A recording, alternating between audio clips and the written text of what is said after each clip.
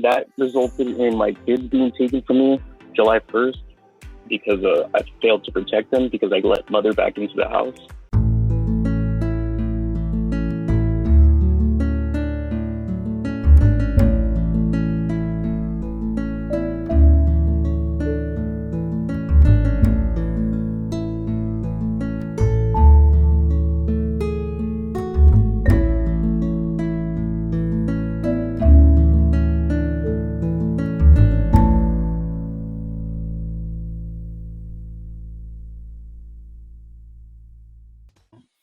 Christian from California. Christian, did you have a story to tell or a question to ask? Yeah, I actually have a story and questions for you, sir. So back the day after Father's Day, I had to put domestic violence on my wife. I filed for domestic violence against my wife, and that was dropped because of insufficient evidence. I didn't know how to put my patients to PDF form, basically. That resulted in my kids being taken from me July 1st because I failed to protect them because I let mother back into the house. Mother has mental illness, and she's not willing to go get it checked out herself. It's gotten so bad where she harms herself when she argues in front of our children. She harms herself all the time. So July 1st, he took my kids, and I was pretty messed up. It was distraught, but I still took it upon myself to do research about look into other stories about families with the same story. And a week later, I enrolled myself into therapy. I enrolled myself into parenthood classes, and I enrolled myself in my own DD class, paying that out of my own pocket. Cut to our second hearing where they were going to tell us, what was going on, what we needed to accomplish to do. I brought my papers to the court of my enrollment letters, my support group, my parenthood classes, and my DD class. And the courts and the mother, she brought nothing. She didn't bring anything but her word, but she's lying because the courts are giving us both credit for what we did. I feel like they're favoring mother a lot more, and then that's just the court though, because the DCFS, our caseworker, she hasn't helped me one bit. She hasn't helped me with referrals for classes. She hasn't helped me with what else I can do to improve myself for this. I understand I made mistakes, but yet we're human. I'm working on it, and now it's to the point where I have the problem where my caseworker completely just shows me it's like they are favoring her a lot more. Right now, I have the issue of they place my daughters with her parents. Her parents have made it known they don't like me. They told me straight to my face that they will do anything and everything in their power to keep me away from my children. I brought these concerns to my caseworker, and she doesn't want to take them. She doesn't want to listen to them. She just thinks it's my perspective. Literally, like that's her word, my perspective. I have an issue because back in May, me and mother we were gonna split, like for certain, but we reconciled. But May 9th, I went for my last COVID shot, and she came by my mother's house and picked up my kids. She took them. Proceeded to give me a text saying, "Haha, you're an idiot. You should have just kept the kids away. You had every right, like I'm going to do to you." She kept my kids away from me for 4 days without court orders. But within those 4 days, a dog bit my daughter. A dog bit my daughter in the face, over the eyebrow, an inch away from the eye. No one took her to the hospital. No one told me, and no one took the dog out of the house. They placed my kids there, and the dog's still there, I presume, because no one's going to get rid of their dog. Mother and her mother are best friends. So who's going to call the cops on their daughter if she's coming over to the house to be with her daughters? I bring these concerns to my caseworker, but she could care less. I don't know what to do. I don't know how to handle a caseworker. I've been respectful. I have been doing everything you want, even with these false allegations that mother brings every 3 weeks about like drug use, but yet I take every test and I pass every test. But yet I'm still being chastised as they read domestic violence in our report, but yet they automatically assume it's me. When it was me for the past 4 years who's been abused emotionally, physically, and mentally. It was me who's going through all that, but yet I'm still being treated like I am the monster. The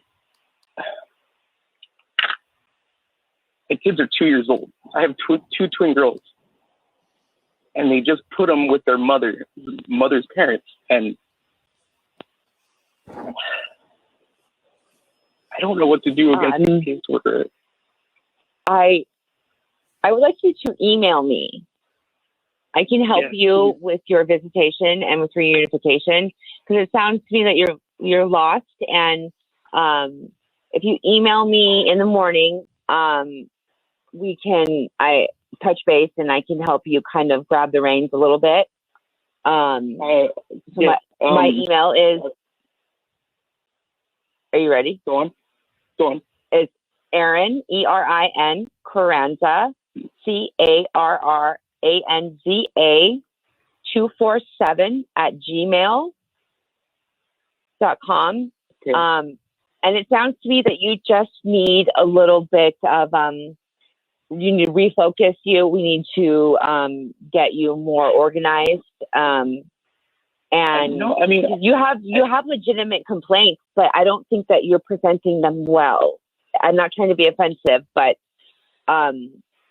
when my daughter was removed under false allegations, I had to take a hard, sharp left turn and reprioritize. And, so I know I can help you with your caseworker there. So email me in the morning, so I can help you with this part. But it doesn't seem like it's going to be too hard for you to, just look at it in a different way. And it might be easier for you once you just seem a little bit lost, like we all are in this crazy process. Well, yeah, I ask my questions. I ask a lot of questions, and that's why they're annoyed with me, because I ask too many questions. Oh, yeah. But yet, yes. I mean, I have every right to ask the questions if I don't understand something. Where exactly. I know I have everything up and up, but it's like I don't have an attorney who's fighting for me, who won't even look at my evidence towards mother's incompetence. Like you have a public defender, right? Yes, I mean, I can help you. I can help you with them too.